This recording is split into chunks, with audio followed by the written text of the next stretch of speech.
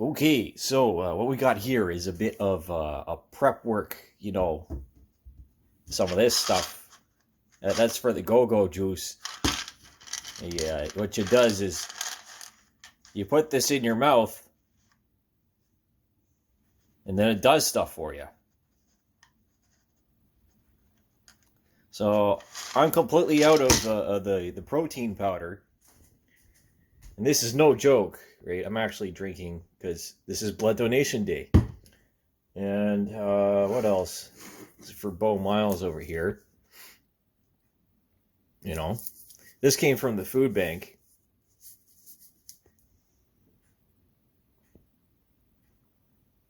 And I'm going to have a bit of coffee.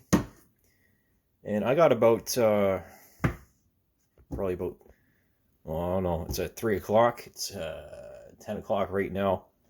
There's other little supplements that I don't want to put these people under any kind of pressure. But I find this to be very helpful.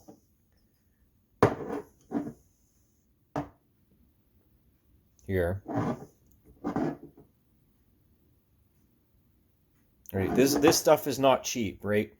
And since I'm dirt poor at this point, anytime that I can get some money out of something, then this is what I'll do. I'll buy food because it doesn't make sense to do anything else. And speaking of food, we're considering the banana philanthropist here in London right now. That's where those came from.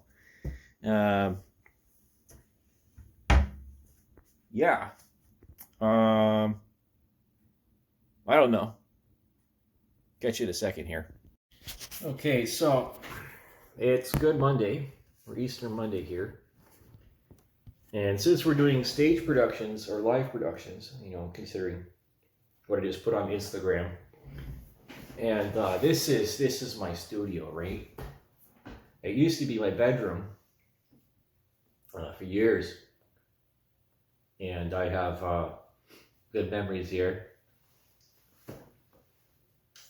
Not trying to be creepy. I know some people be creeped out by that, but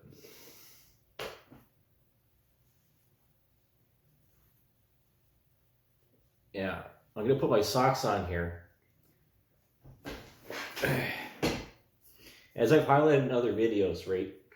War is a blood sacrifice to, sometimes it's actually a lot of time in the modern life or modern world. It's a blood sacrifice to people that don't give a shit about you.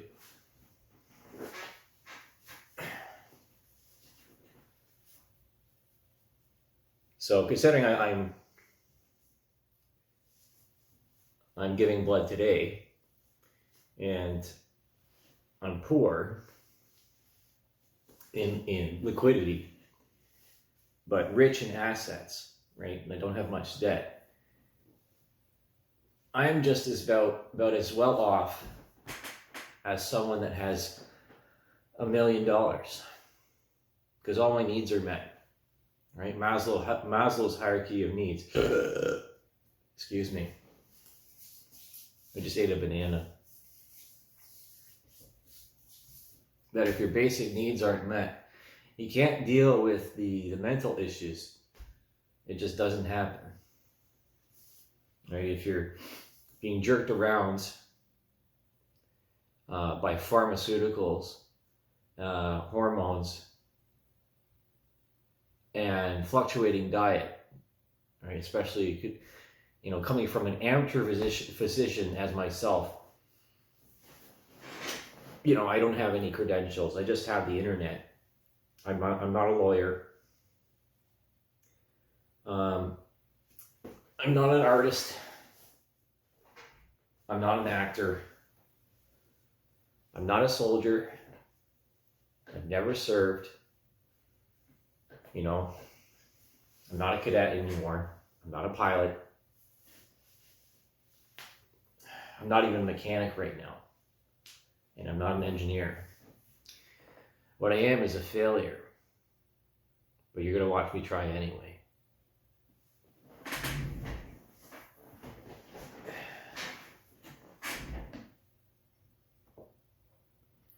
So the challenge today is, as I've done before,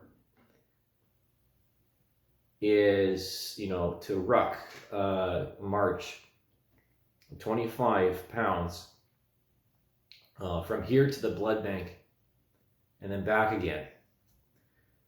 So that's about 10 kilometers altogether. And the preparation is key, planning for any kind of operation and any kind of leadership, not just out of principle, but out of prevention and forethought to avoid the dirty dozen.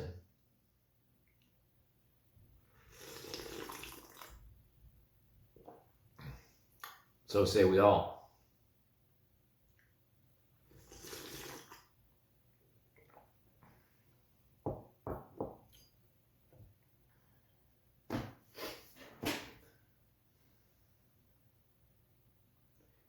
So more or less thinking about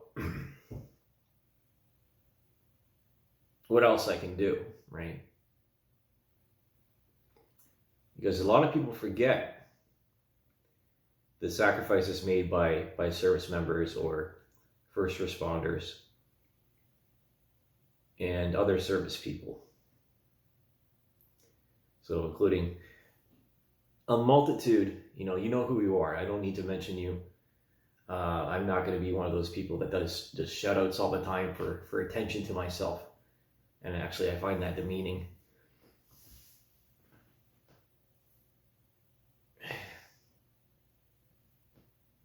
Stretching myself out like a cat. Excuse me. Hey, like, honestly, I'm a cartoon if you haven't figured it out yet.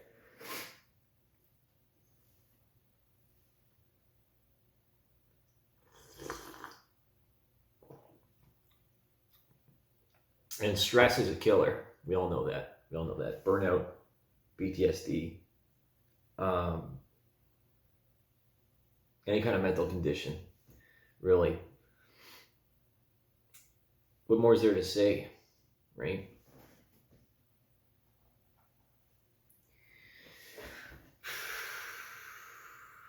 I bet you that, blood services thought I was going to have a heart attack the first time.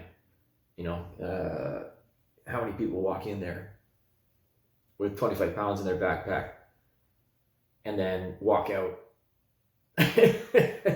Like, this is why stuff like this is why people think David Goggins is psychopathic, but he's not psychopathic, right? He was a Navy SEAL.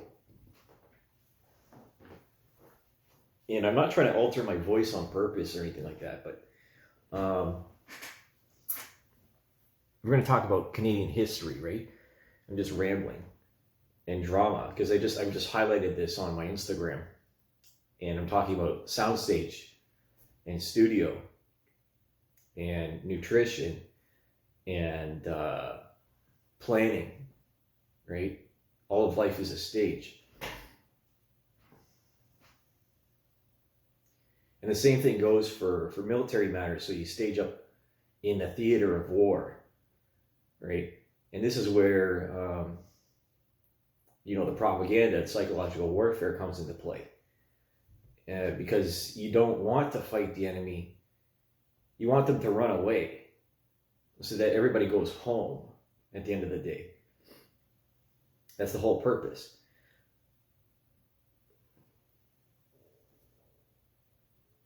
Right? Nobody wants to go to war in the ranks. It's always someone else higher up that is trying to make a career of something. Right? Trying to make their mark on history. But history isn't something that is coerced. It's just a story. Right?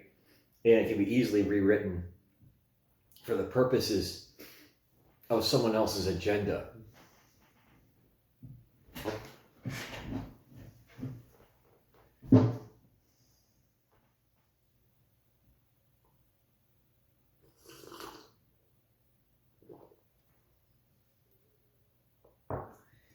And today I'm acting a little bit more like an old man, like the old men of YouTube.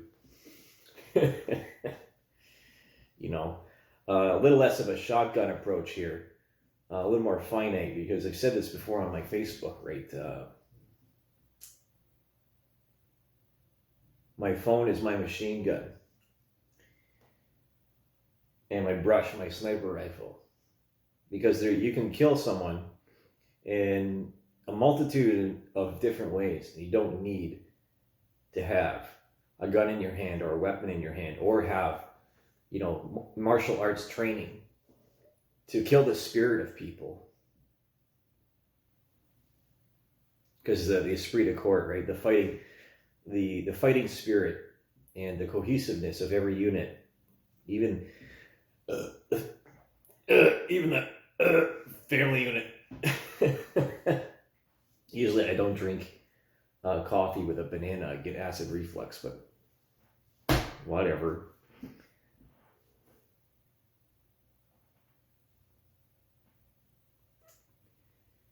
And so by my example, naturally, a lot of people that are in service to other people give blood donations, as a sacrifice and as a reminder to what it's like to be on the battlefield, and to have to sustain an injury, then a tourniquet or something along those lines.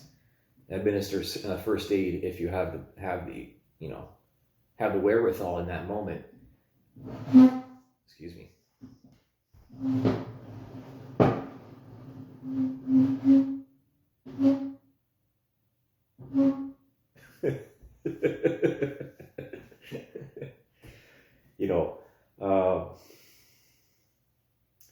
I was talking about Sunset Boulevard, and that's one of the stage productions that my family saw in the 90s that was produced or written, I don't remember exactly, by Andrew Lloyd Webber.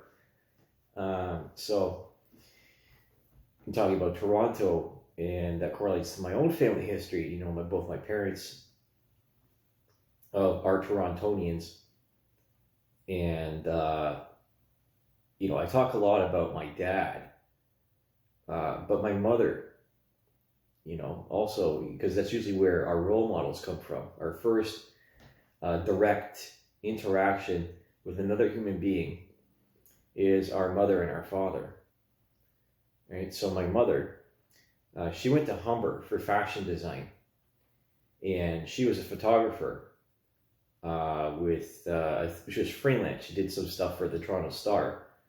And that's actually where my mother and my father met, because they were both working in distribution or something along those lines. I don't remember exactly.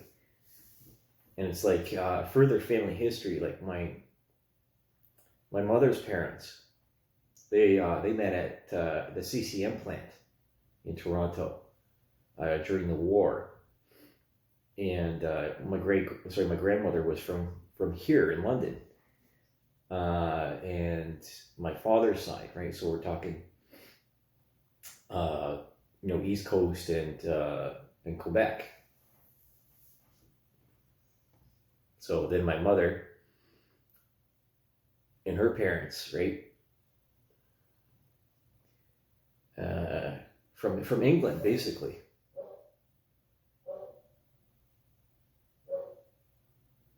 She doing it again. Oh, good Lord. Just leave the door open for the dog.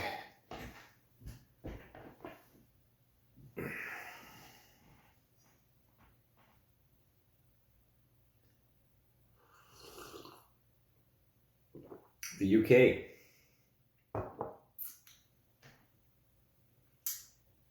Now we want to, at least in this contemporary nature of the last 15, 20 years, this effort to erase a portion of the population out of white guilt, corruption, and dominance.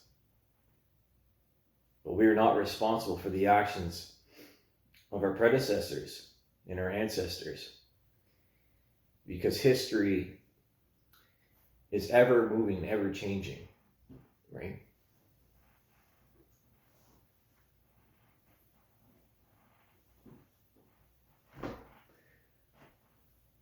So to claim that it favors one over the other is a valid statement, because history is written by the victors. But again, as I've highlighted in these volumes, that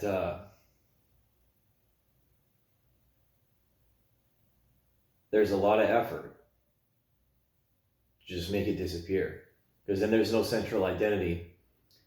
There's no esprit de corps, and there is no force. Now, at one point in time, there was this idea in the Canadian Forces. It was called unification. And before that, the Air Force, excuse me, the Navy and the Army, in no particular order of preference or importance, were amalgamated. I think it was like 63 or something like that. Let's look it up.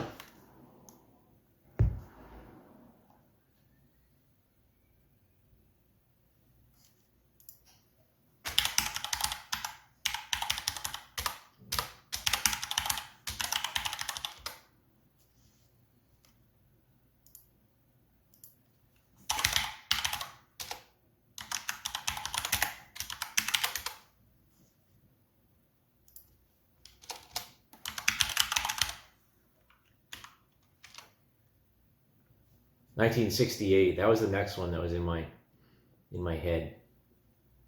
And so this is Wikipedia, and naturally Wikipedia is not to be trusted, okay? Especially with this agenda, right, in identity politics. Since we're talking about the Canadian Forces, there's always been a history of trying to create super soldier, or the perfect weapon as a human being. And there's a psychological element to that, the warrior's mentality. But there's also been experiments in the past with behavioral modifications, even MK Ultra.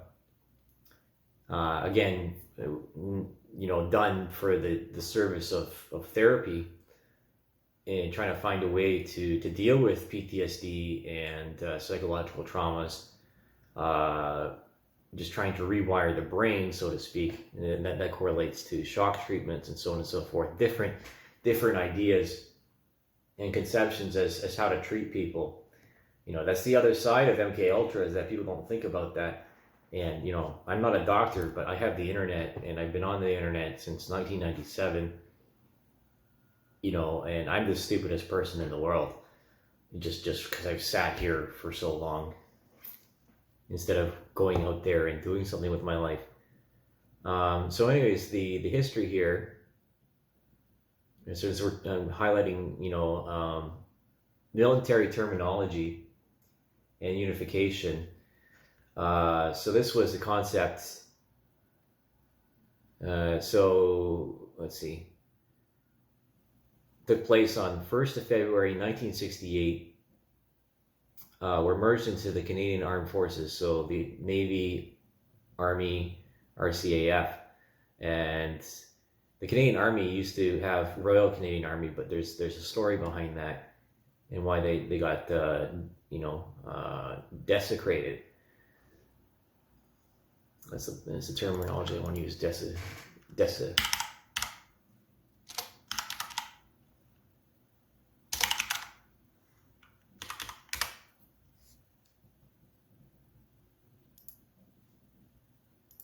Or dishonored.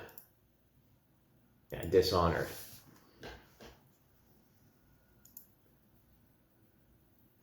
Okay, so this is, just the beginning here. White paper was tabled in the Parliament of Canada on 26th of March 1964 by the Minister of National Defense, Paul Hellyer, of the Associate Minister of National Defense, Lucien Cardin. Excuse me.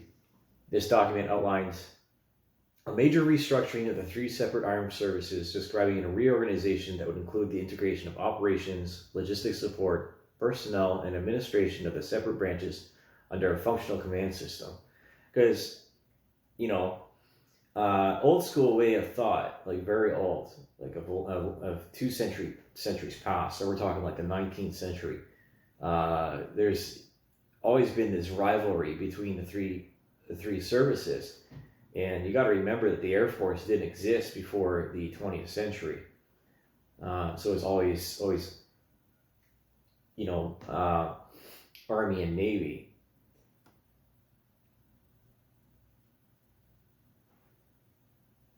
Public explanation for reorganization was that the unification would achieve cost savings and provide improved command, control, and integration of the military forces. Hellyer stated that on the 4th of November 1966 that the amalgamation would provide the flexibility to enable Canada to meet the most effective manner the military requirements of the future. It will also establish Canada as the unquestionable leader in the field of military organization. However, the serving Liberal ministers of the Crown were accused of not caring for the traditions behind each individual service, especially the long-standing Navy, Army, and Air Force identities were replaced with common Army-style ranks and rifle green uniforms. Rather than loyalty to each service, which, as a military historian Jack Granestein put it, vital for sailors, soldiers, and airmen and women who risked their lives to serve. Hellyer wanted loyalty to a new, all-encompassing Canadian Armed Forces. This, it was said, caused damage to the esprit de corps for sailors, soldiers, aircrew, and other personnel, which I believe to still be true, because my observation as of right now is that the service uniform, not the dress uniforms, are pretty much the same. The Air Force and the Army, they walk around in the CAD-PAT, and it's only the Navy guys that are walking around in black. The only way that you can really identify them as being different is when you get close to them, which is, of course, that's good for camouflage. But, competition is complicit to cooperation.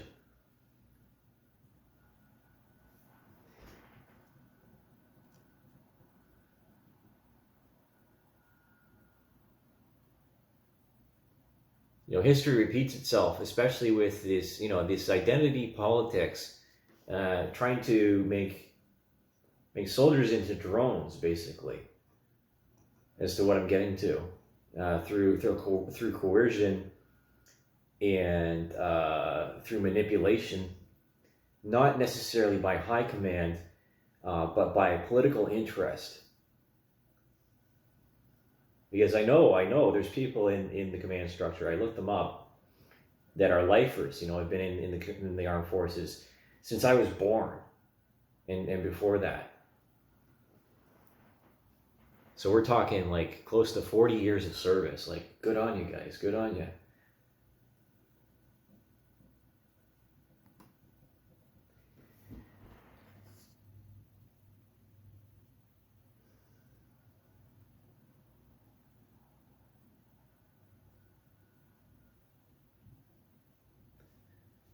Okay, so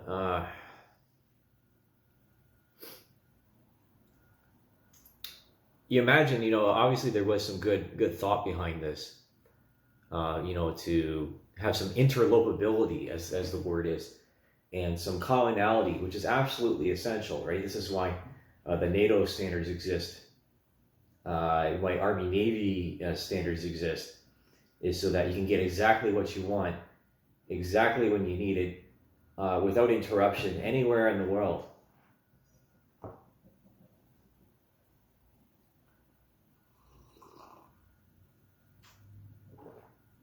So the pre-unification corps that were disbanded or merged with counterparts in the Navy and the Air Force to form the personal branches. The CF is the medical service. I know people there.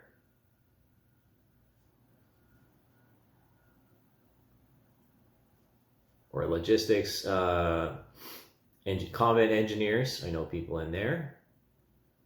Signals, ordnance, arties. Yep.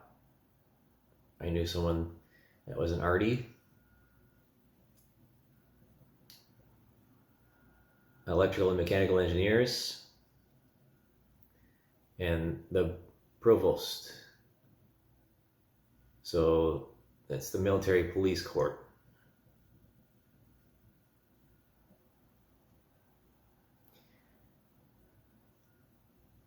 So again, a lot of these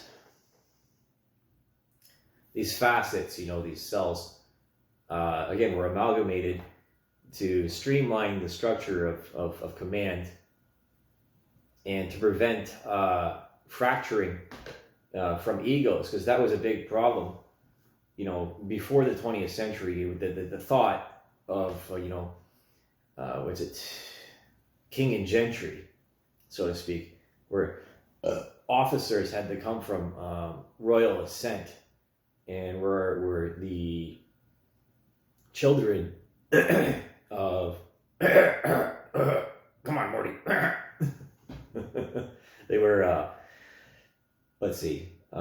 they were the children of dukes and duchesses, barons, and so forth, landowners, landlords, ladies, and you had a very distinct organization of the society in English tradition, because we can't forget that Canada comes from the UK, right? As does the United States before their declaration of independence.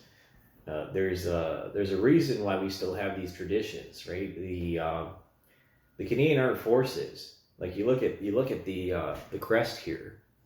A lot of people don't understand this, but there's a crown on the top of it for a reason, like the symbology. And I'm not going to highlight as to what that means. I'm going to let you figure that out for yourself.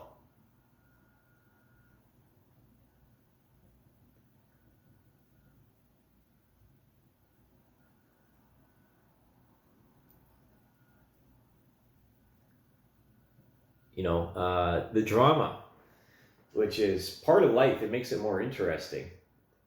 And hence the traditions and everything, because, they knew this long before the conception and the observation of shell shock, was that, the discipline, the routine is absolutely required in order to maintain a mental state. Because when you get out to the battlefield, right, obviously I don't know anything about this. I'm just a stupid civilian. No plan, as the quote goes, survives the first 5 minutes of battle. Right, everything just goes right out the frickin' window. So this existed. So further changes, we're going to highlight this. In the ensuing decades, many of the elements of unification were increasingly reversed. So established on, the Communication Command was established on 1st September 1970, Air Defense Command, Air Transport Command, transferred to new Air Command on 2nd September 1975. The government of Brian Mulroney took steps which restored many traditional and distinct Army, Navy, and Air Force uniforms to the Canadian Armed Forces through the unified structure of the Armed Forces, though the unified structure of the Armed Forces was maintained. So you have a little bit of, compromise there. And obviously as a child, growing up in that era, I remember Mulroney, right, on television. And I remember the Airbus scandal for Air Canada. I didn't understand what it was at the time. Obviously, I was just a rugrat. Let's see.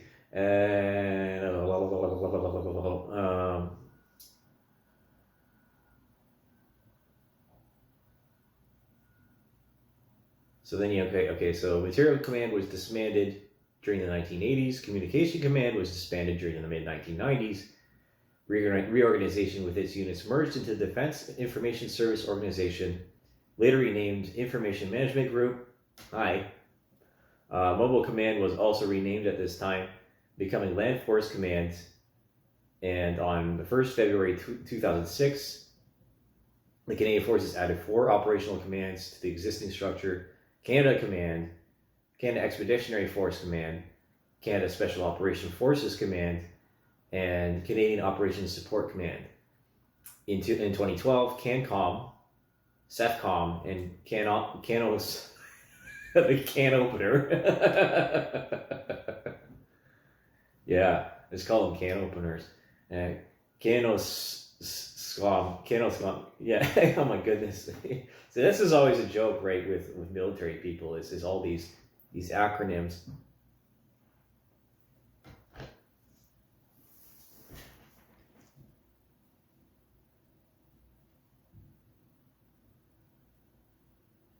Right, yeah, the can openers. We're gonna open a can of whoop ass. You think you can hide in there? Fuck you. Gonna get you out of there. Ain't no hole you can hide in. Oh, that's funny. If you can't laugh at your own jokes, you're not doing it right. Okay.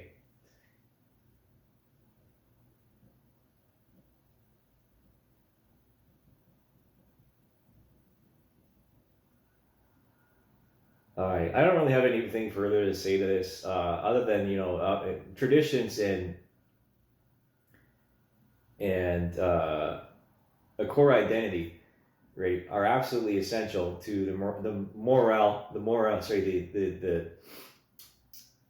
what's the word I want to use?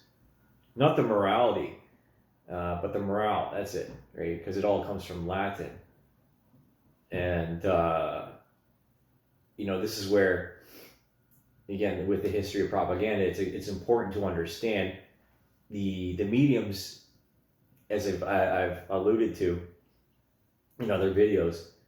So the means of technology by which the message is distributed, right? So using electronics as of this moment, versus leaflets or even live action role playing, right? And then on furthering on the battlefield, when you have the let's say we call it the bear and the weasel, right? So I would call like the Kodiaks, right?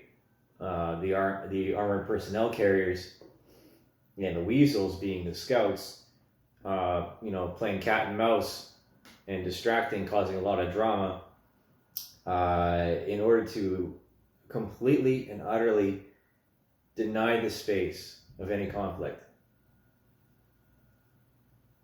Won't know what you hit yet. Sorry, don't know what hit yet. Because distraction and psychology is 90% of the fight. The strike that happens at the end is the last 10%. And everybody's happy about that. And that's what gets the most publicity. But there's so much that goes on in the background, just like any other creative effort, that a lot of people don't know about and don't recognize. And sometimes it's better like that. That's all for now. I'm going to go, I have to eat something for the, obviously for the blood of my body before I do this walk again. And I'll probably take some clips along the way, because if people aren't listening, then we all die, right? We all die. Our spirit dies to this machine that is consistently and utterly enslaving us.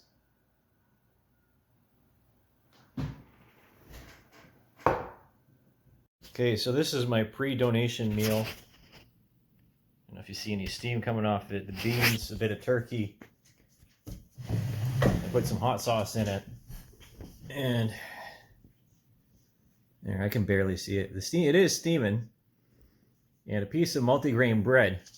Again, this is, except the turkey, all stuff from the food bank. And when you have the skill of cooking, then, you know, you can do a lot with very little. You don't have to eat, you know, rations all the time. Right. So this is going to be a bit awkward. But whatever. You know, I got myself in gear here. And just like some special forces, I got my toe shoes on for particular reasons, which I shall not disclose.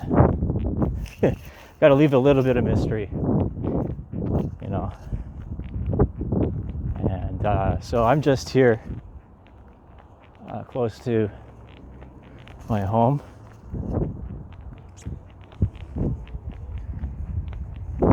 It's a nice day. I got the 25 pounds in my backpack, plus about 2 liters of water. And, you know, obviously, I'm doing this to make a blood sacrifice to somebody else.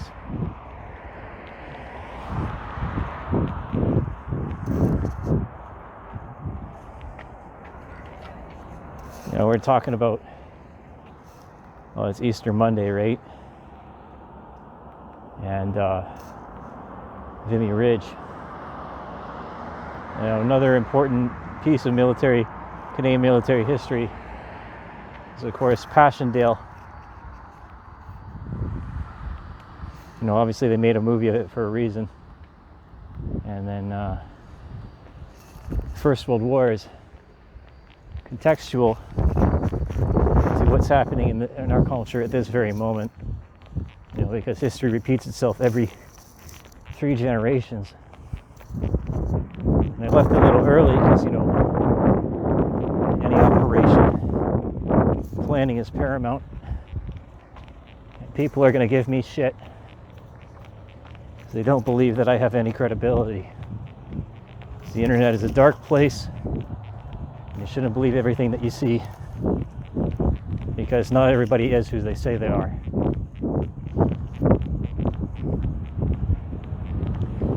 You know, there's a lot of fakers out there. And there's more than enough propaganda to go around. And you have to ask, you know, what is it to be alive? What is it to be human?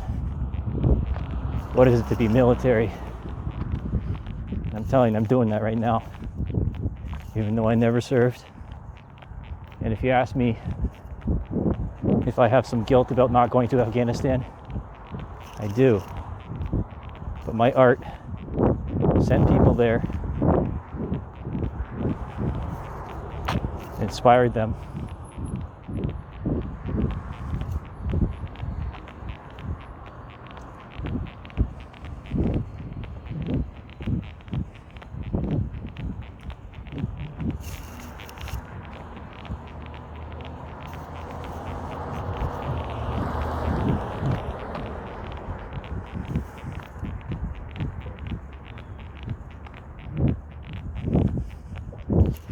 Now, another thing is that you see this Camelback, it's a kudu, right? I very much enjoy it.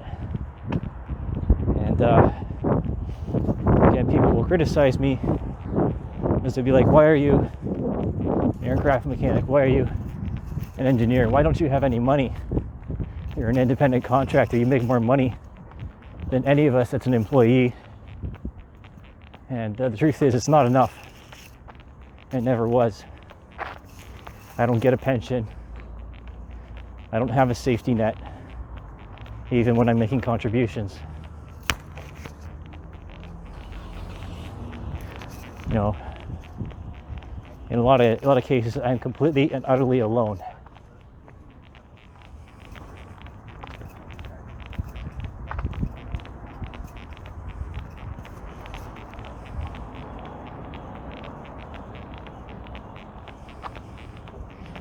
So the other question is, what do you fight for?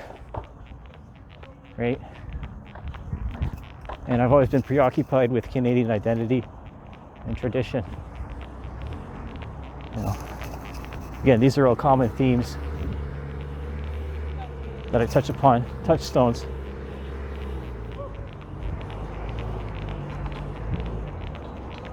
Of the history of propaganda. And we're just getting through the complex here. So the first time that I did this, you know, obviously there's people out there within the services and within law enforcement and what have you that are concerned about people losing their minds.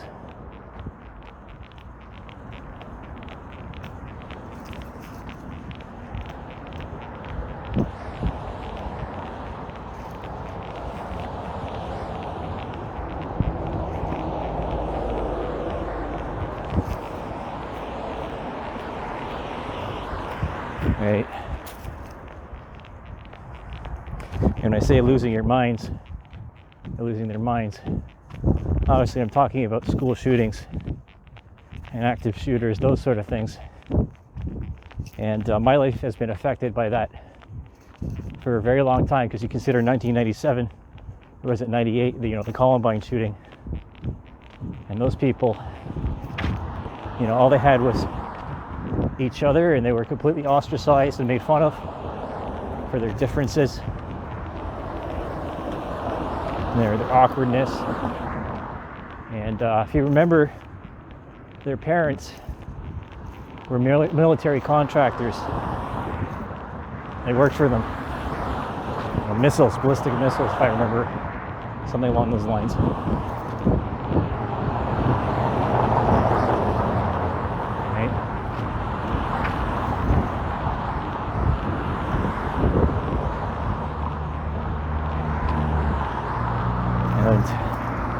Obviously, they were making sacrifices just to keep food on the table. And again, the question comes up, you know, Mr. Steel, Mr. Titanium, how come you don't have any money? And I'll tell you, it's because of the economics of this era. You know, I can't even afford a house. And what the topic of the moment before this was that, you know, the military just cut the wages of so many service members for whatever reason, and we're donating tanks to the Ukraine, you know, and half, I would say, in my opinion, the equipment that we use is completely and utterly in disrepair, and we can't afford to go to war. You know, that's part of the reason why I'm doing this, is because I don't want people within my extended family to die for idiots.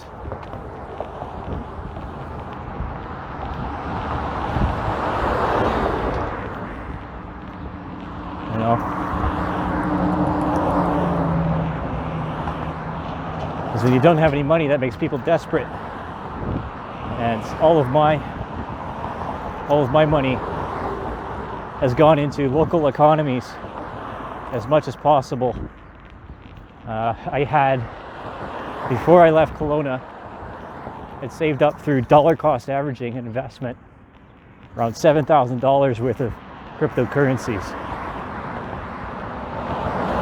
But I had to withdraw and liquefy in order to survive and get home. I was obviously suffering from a point of burnout, and you know, being an aircraft mechanic is very high stress. Being an engineer is very high stress.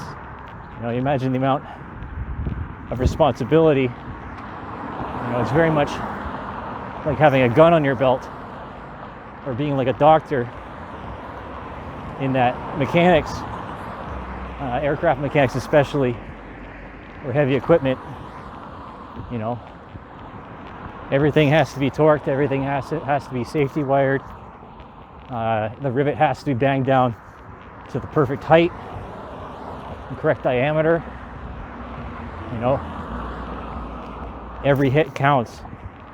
Every pull of the trigger counts.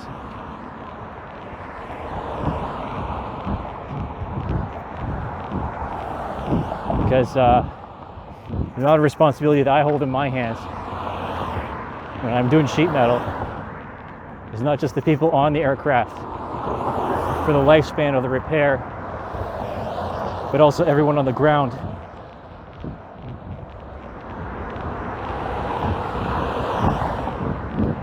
You can't imagine, unless you're in it, what it is to be like that.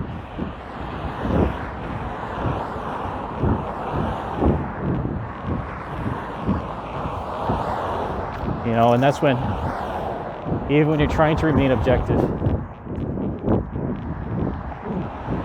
it's very demanding.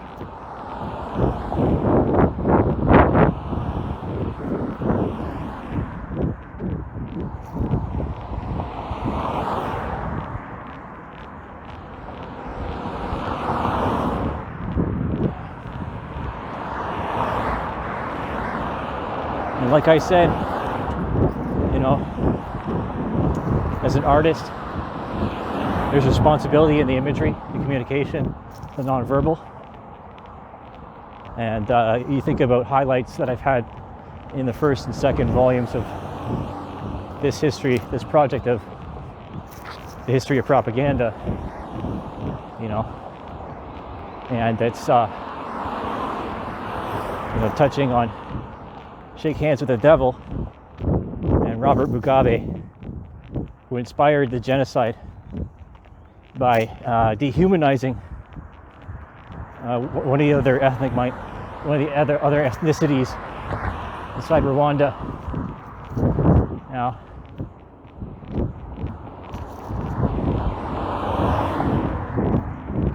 Now I don't feel like that, and obviously, you know, I've learned that lesson from history. And like people talk about Hitler and such negativity, they don't really understand his life. You know, you got to humanize figures in history. Not everyone's a monster. I'm not saying that, you know, I believe what he did was right or correct, because there's a lot of different factions even within military, you know, the dominance hierarchies and the institutional psychology that is encouraged, you know, and desired. That killer instinct is absolutely required to survive, like not just on the battlefield but in life.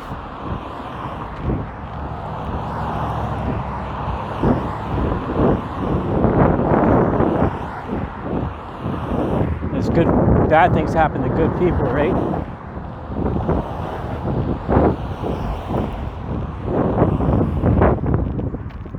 Not everyone has the strength, you know, as the fire truck rolls by, to rush into a burning building, you know. And I've done a couple of things in the past year, expressing myself as an artist and establishing my reputation, you know, because like I said, I'm a failure, but you'll see me try anyway. You'll see me try to be a force of nature.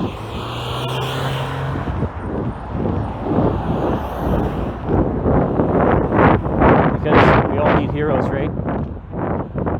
And who better to be a hero to yourself than yourself?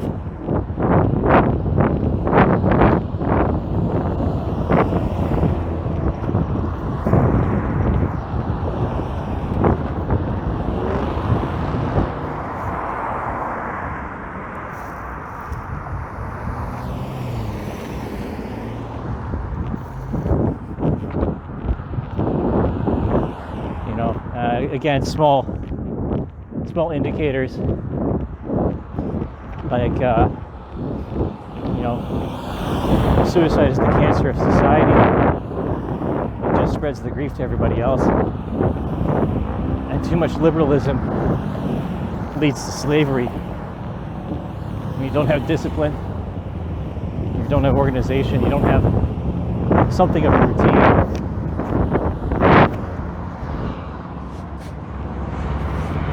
And it's very hard to keep a center.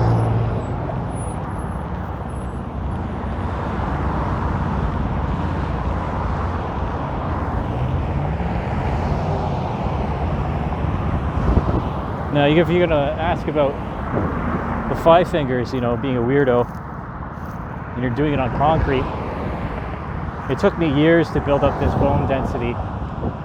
That's why they call you a tenderfoot in Scouts, right? You got to start somewhere.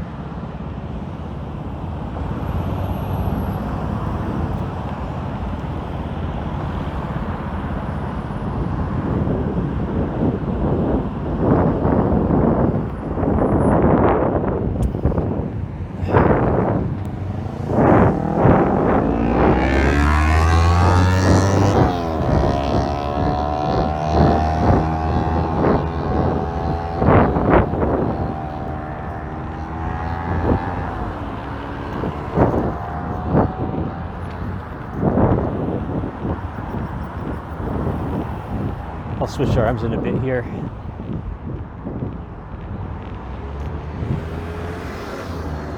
So naturally, you do your honors with your right arm.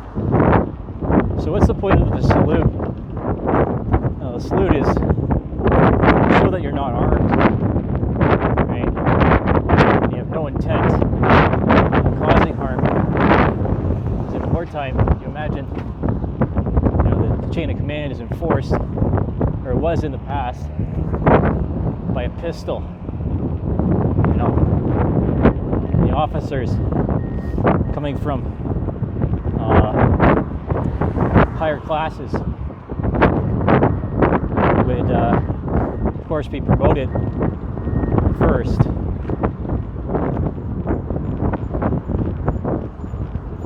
But that wasn't leadership, different principles and different ideas of what humanity is, or was rather.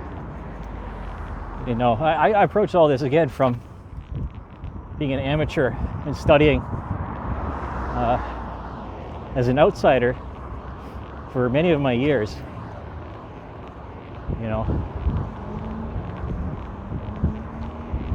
Psychology, group psychology, sociology, anthropology, history, I said psychology,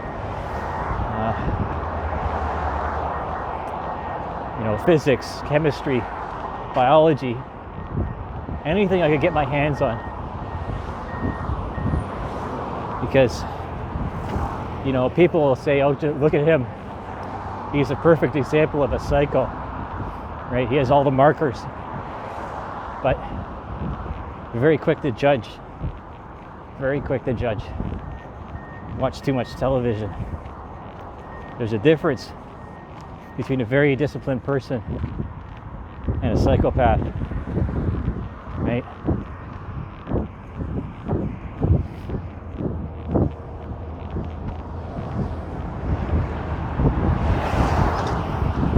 Because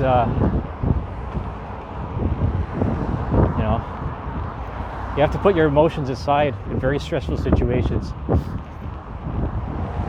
When you're under the gun, so to speak. So, where does that terminology comes from? That comes from loading cannons, right? Because you're the one loading the ball. You got to duck and cover real quick. Keep your head down.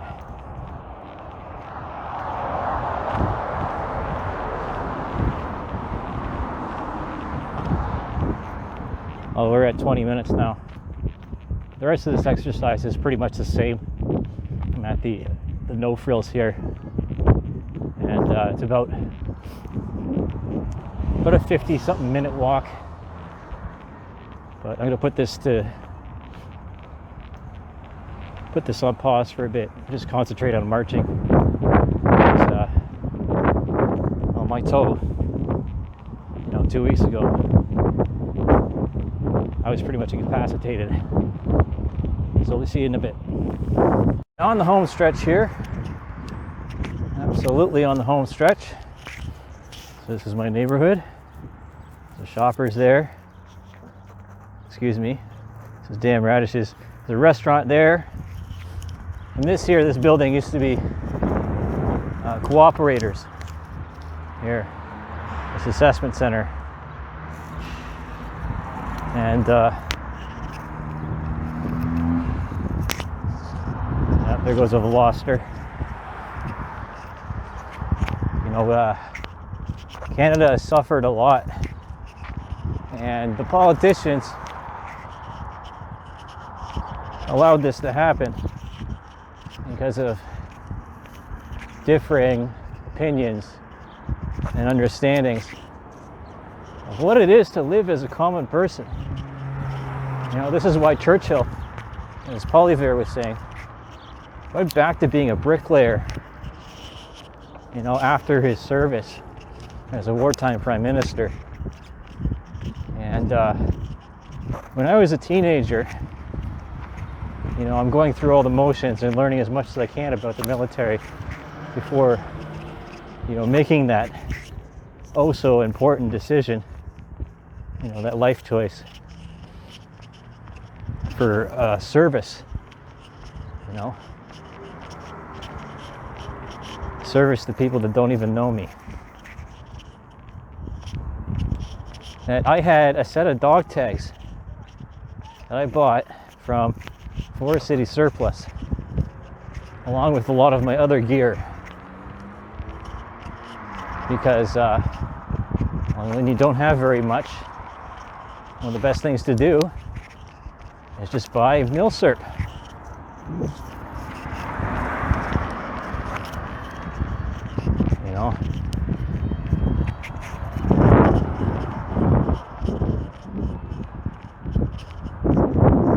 Now my ankle is tired.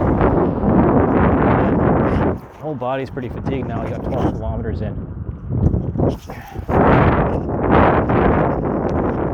And I can't wait to get this off my back.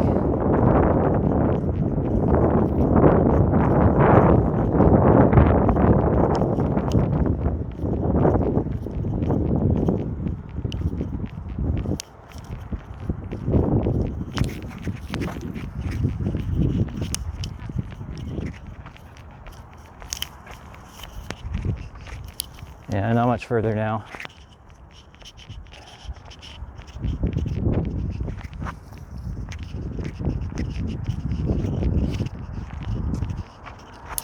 So I have a small confession to make. I'm talking about, performance art. In the lead up to Remembrance Day, in order to take the power back for people that actually do something with their lives, instead of complaining and demonstrating on the football field and then taking the money and squirreling it away in multi-million-dollar mansions and causing public destruction and distrust, because frankly those people aren't very smart. Excuse me. Anarchy never was and never will be the answer.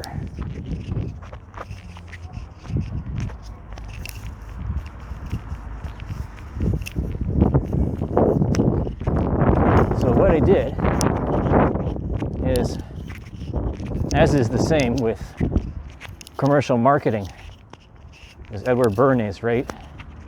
The father of public relations. Is that I went and stood around landmarks around here.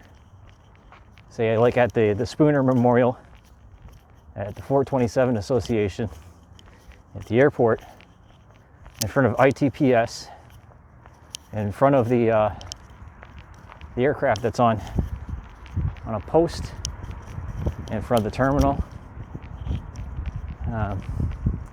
General Dynamics Land Systems. In front of the cenotaph. Different times, you know, because nonverbal communication is of higher degree of importance than verbal.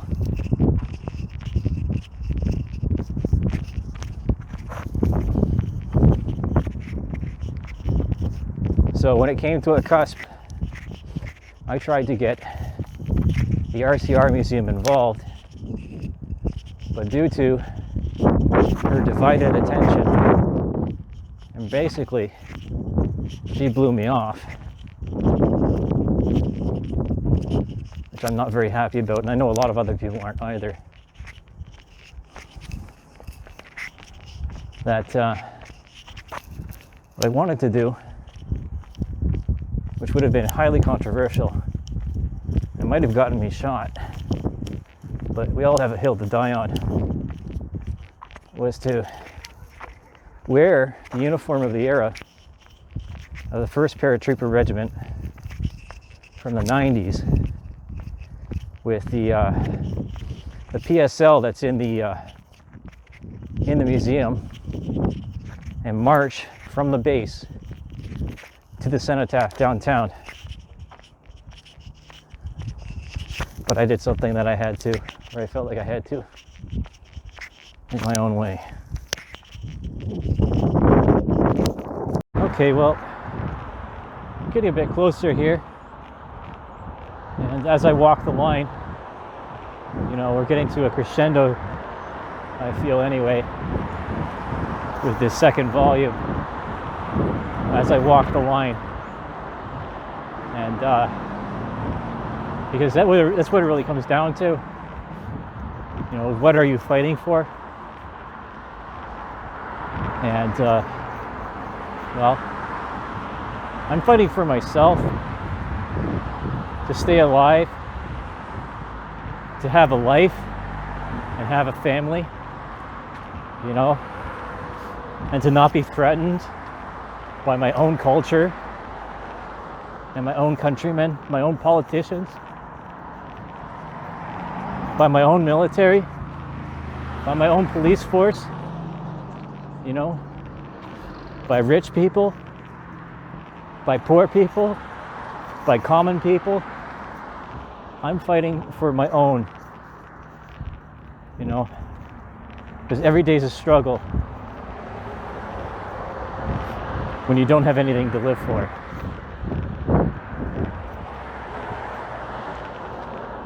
You know, and I've experienced burnout and breakdowns multiple times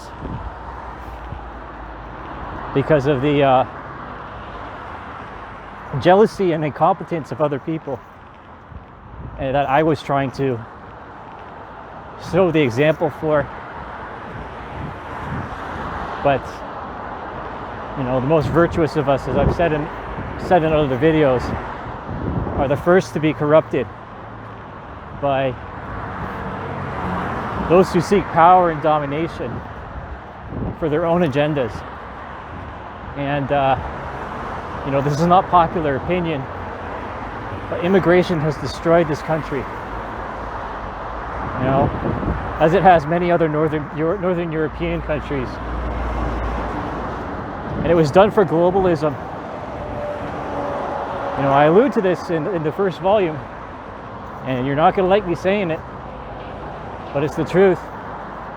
You know, it's not that we're full, but honestly, my hospitality has run out. There's a lot of good people that come here and risk their lives to do that, but so many more have filtered in and have decided that because of propaganda and because of their own cultural and historical revenge, that Canada shouldn't exist, and it should not exist in its current capacity or in its previous capacity. You know, I love you. I don't judge you.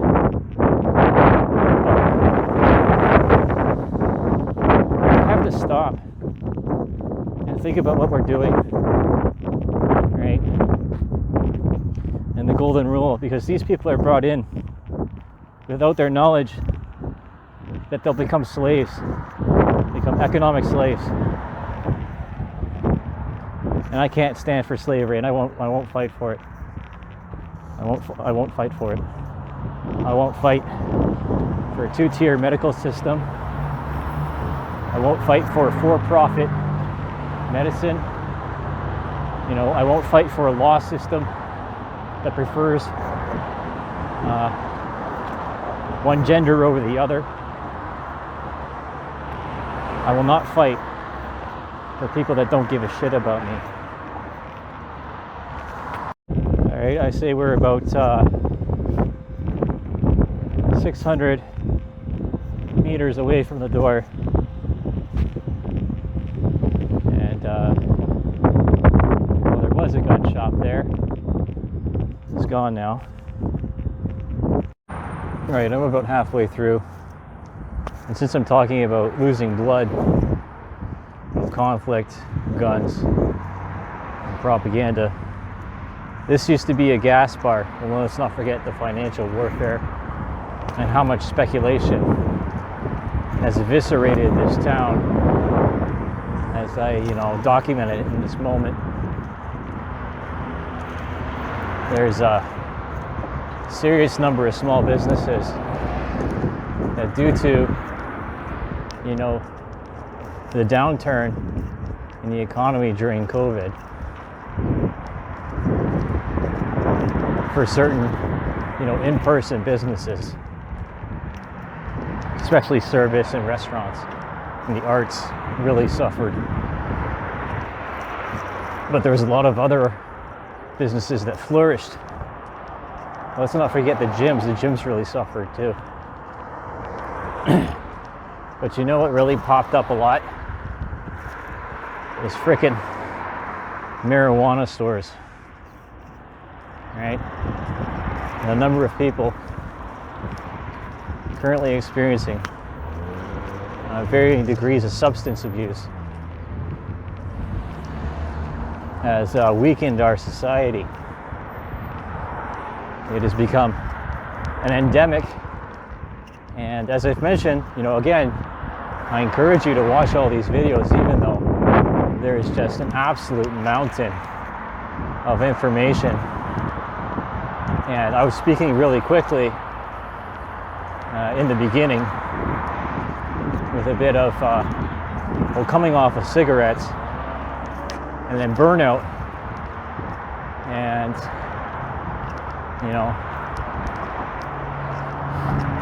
absolute depression from my ex-girlfriend laying charge against me. In all honesty, I was seeking the consult of someone that has been through this before, just as I have, and who's a very intelligent individual, but she did something really stupid.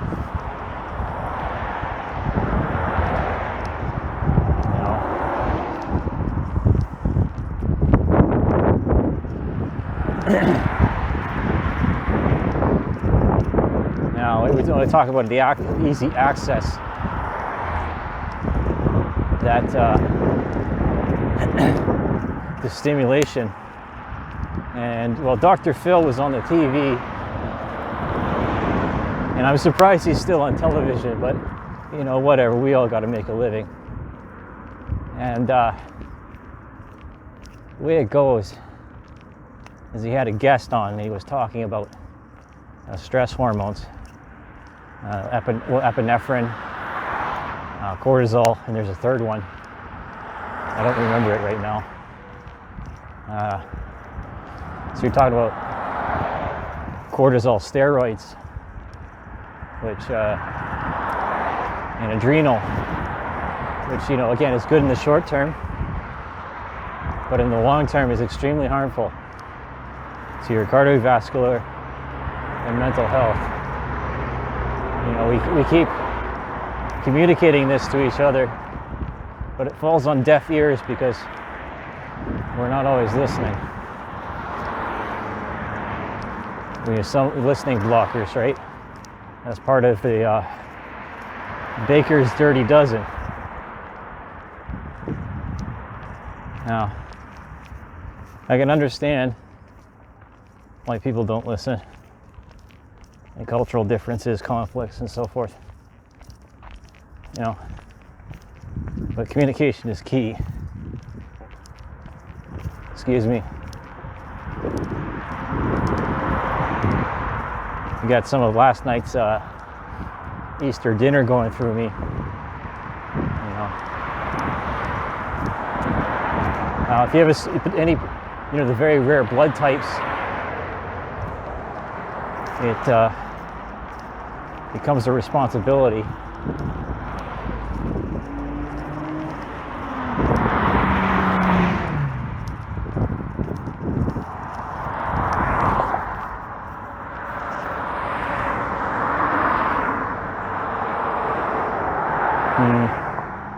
We're probably at about 160 right now,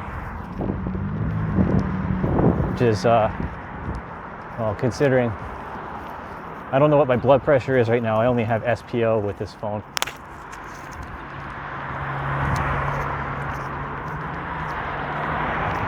So I used to go here to the fitness forum. You see this? During high school, I didn't have a plan, so to speak, but running during the winter was good enough, and just messing around with the equipment.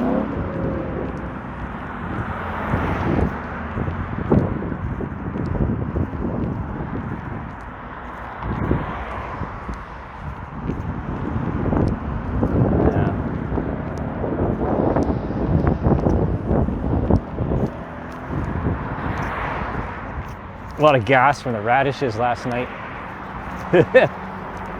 Excuse me. So what's the other part? You know, again, we're talking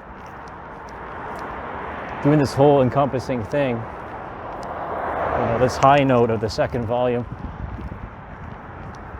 Before I move on into, you know, the more historical military uses of psychological warfare. And because, you know, I can't ramble on about gay people and transgenderism forever. You know, I can't ramble on about stupid women or feminism forever, because it's not effective. You have to go out there and do something about it.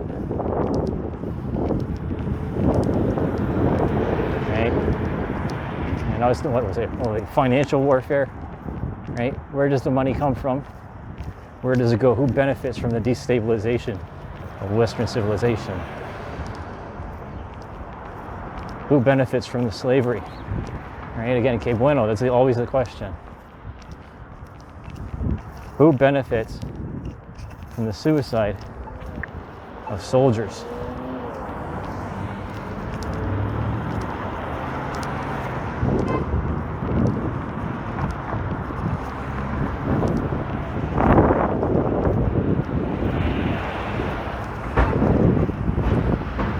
If you want to answer that, and again, I've talked about, you know, immigration and you know, the Great Replacement, or at least alluded to it. It's not a theory, it's a reality, and you can know that through observation. You know, you talk about push and pull factors. And the talk about the 4D chess game, so to speak, right? Because, you know, war is a blood sacrifice. And you don't fight for people that don't give a shit about you.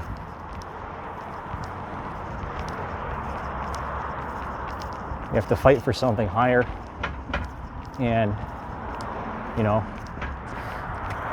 like I admire, but I don't idolize, you know, Victoria Cross winners or decorated war veterans or Medal of Honor winners. You know, perhaps we share something in common.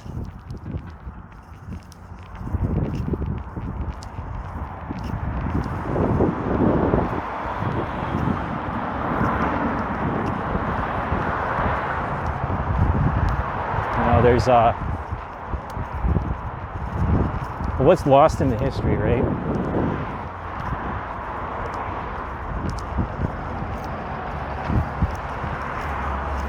And what's lost in the history is the individual experiences of combatants. Is usually the first thing to disappear. And the wealth of information and life experience of every individual person involved. Because the war doesn't end when you get home. It's just the beginning.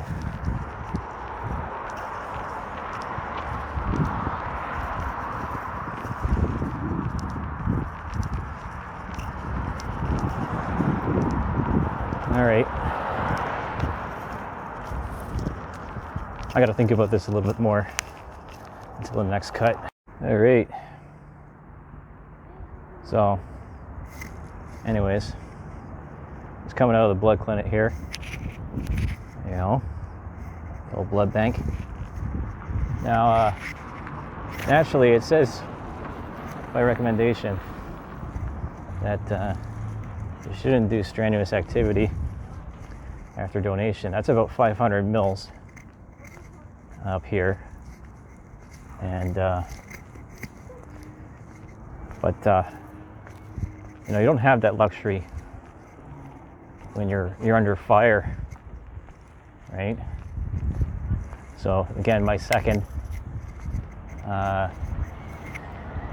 performance demonstration.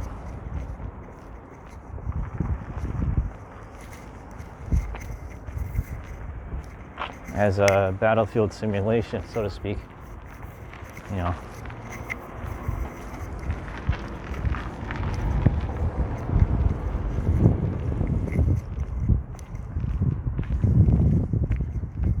So, well, there isn't really much to say. My ankle's sore, my toe is sore, you know. We're going to go by physiology and all of my previous soft tissue injuries, broken bones from being a mountain biker or otherwise. You know, there's a CrossFit gym here. There used to be a gun store, Bullseye. It's gone now. Just like my guns are gone now. Apparently, I'm not good enough to have guns. I'm not trustworthy enough to have them. And there's a possibility of incompetence or, you know, not getting my application in with the money in time. It's up here in Canada. The firearm safety course is $300, and then to get your license thereafter from the RCMP is another $300. So that includes my restricted, you know, if we're going to touch, I'm going to touch on personal safety and self-defense and remaining with that killer instinct that we need to survive in life. You know, not every person out there can land a punch like I can. Not everyone can kick as high as I can. You know, God may have created us equal. Or say, God may not have created us equal, but Sam Colt did. Isn't that the quote? Right? Disabled people should be able to have guns. Now I'm going to burn my uncle here, because frankly I'm really pissed off at him. And he was RSO, pistol champion, hunter, you know. And considering the propaganda against guns,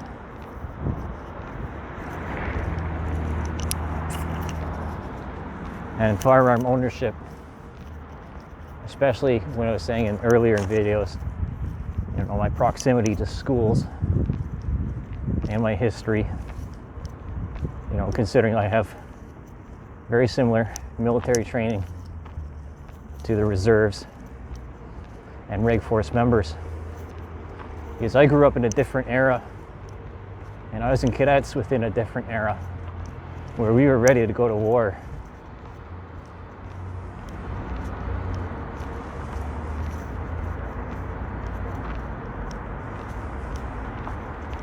So I'm trying to go a little bit slower here. Because naturally, imagine losing a pint of blood and then having to hike 6 kilometers out of wherever you were shot from.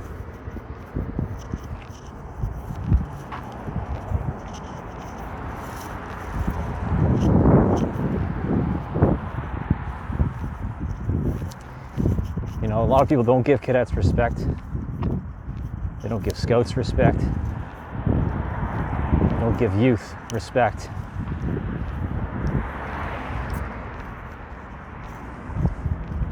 But as I've said in other videos with this project, the history of propaganda. Without children, there is no feminism, there is no future.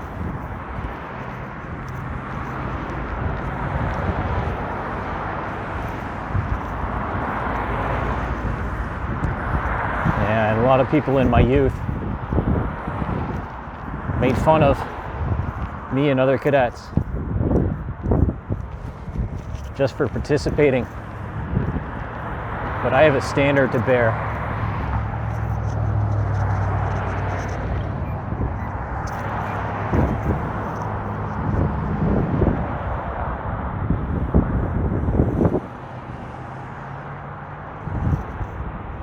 Excuse me.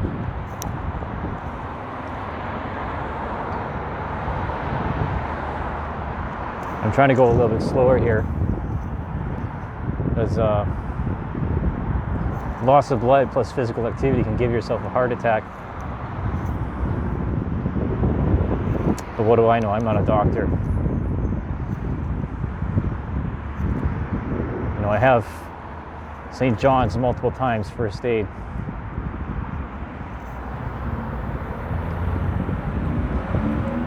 So I don't know if that qualifies me as a combat medic or not.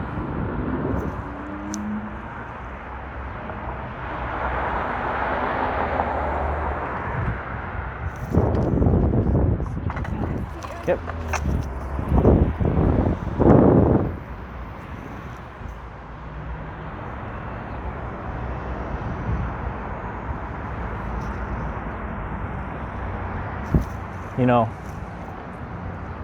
Considering what just happened recently in the culture in the States with the shooting within the Catholic Church, not the Catholic Church, but the Christian school, and other shootings in churches in the United States.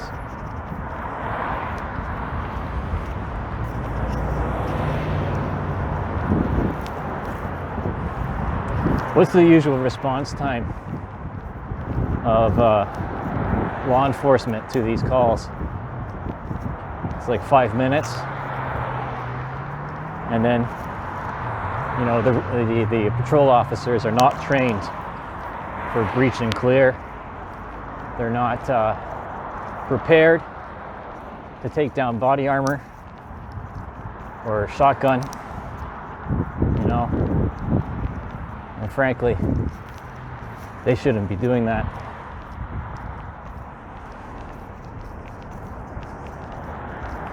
There's a war out there every day, and the conflict is not just in the heart, it's also in the mind. That old thing, hearts and minds, hearts and minds. Whoa. Well, not this shit again. Right? But again, I haven't lost my sense of reality. I'm not delusional. I am everything I say I am.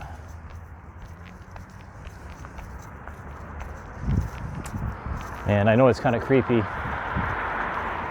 to be just walking like 2 feet in a heartbeat. There's a reason why came up with that cadence. You know, I got someone that loves me. I do. So here I go.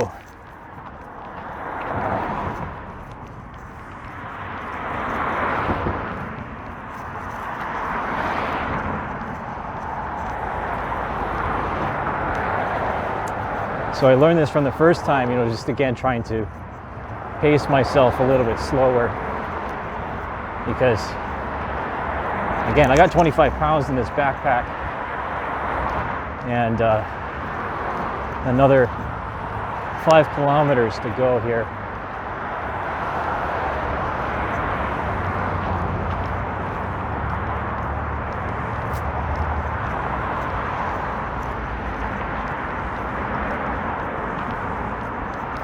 So we'll see you in a bit.